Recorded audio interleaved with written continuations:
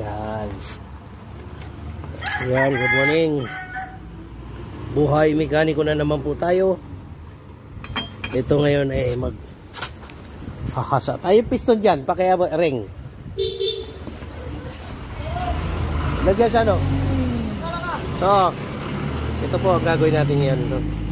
Ito po yung piston. Mag-aasa na naman po tayo ng piston ring. Mag-oversize tayo. Ang size po ng ating piston ring ay 6 mm. Siya. Ito 0.25. Oversize tapos hasain natin ngayon para magkasya rito.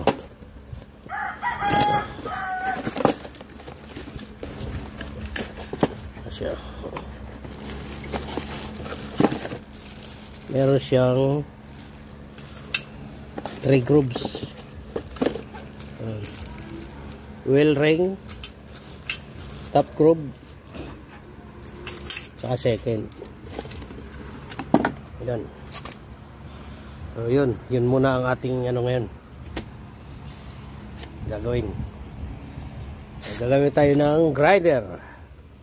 Ipit natin dito sa aking mahiwagang gato.